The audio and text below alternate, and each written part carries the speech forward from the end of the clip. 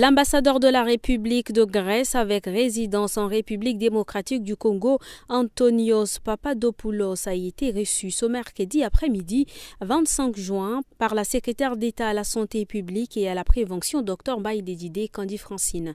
Cette entrevue a porté sur la coopération sanitaire entre la République du Tchad et la République de la Grèce. Il a été aussi question de comprendre les besoins prioritaires du département de la santé publique et de la prévention. L'ambassadeur de la Grèce, Antonios Papadopoulos, a mentionné que sa rencontre avec les autorités sanitaires du pays lui permet de toucher du doigt les besoins prioritaires afin de répondre à ses sollicitations au profit de la population. Le renforcement du système de santé s'inscrit dans le chantier 10 du président de la République qui consiste à moderniser le système de santé.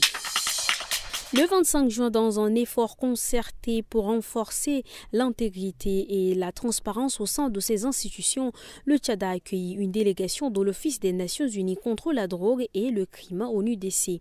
Cette visite axée sur le suivi de l'assistance technique fournie dans la lutte contre la corruption a permis une évaluation approfondie des avancées réalisées et des besoins futurs. La délégation de l'ONUDC, co-dirigée par M. Kodjo Atisso et Mme Louise Portas, a été reçue le mercredi par M. Mahamat Shahada Loukoumi, directeur général du secrétariat général du gouvernement. Au cœur des discussions, l'application effective de la Convention des Nations Unies contre la corruption, avec une attention particulière portée à la protection des lanceurs d'alerte. Ces derniers jouent un rôle essentiel dans la détection et la prévention des actes de corruption.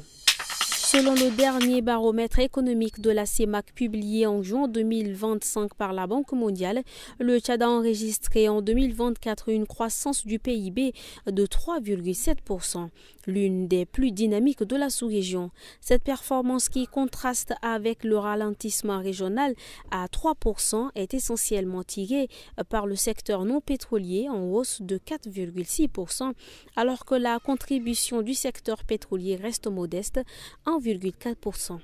Ce rééquilibrage partiel constitue un signal encourageant pour un pays longtemps dépendant de l'or noir.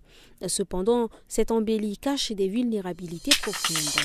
Face à la persistance des conflits intercommunautaires et des troubles sociaux, le Conseil supérieur des affaires islamiques CESAI appelle les fidèles musulmans à observer une journée de jeûne volontaire ce jeudi 26 juin 2025 dans un esprit de repentance et de prière pour la paix. C'est à l'issue d'une rencontre tenue mercredi 25 juin en présence de plusieurs imams, prédicateurs et responsables religieux que le Mufti Cheikh Ahmad An-Nour Mahamat El Helou, deuxième vice-président du CESAI, a lancé cet appel solennel. Selon l'indice de puissance de feu 2025 publié par Global Firepower Index, le Tchad se positionne au 12e rang parmi les pays africains en termes de puissance militaire. L'Égypte premier possède l'armée la plus puissante d'Afrique, devançant l'Algérie 2e, le Nigeria 3e, l'Afrique du Sud 4e et l'Éthiopie 5e. Le Tchad se distingue à la 12e position, occupant une place notable parmi les nations africaines dotées de forces armées significatives. Dans le top 20, d'autres pays comme le Cameroun 16e, la Côte d'Ivoire 17e et le Mali 18e figurent également, reflétant une diversité de puissances militaires à travers le continent. Le Ghana 20e occupe la dernière place sur cette liste de pays africains étudiés.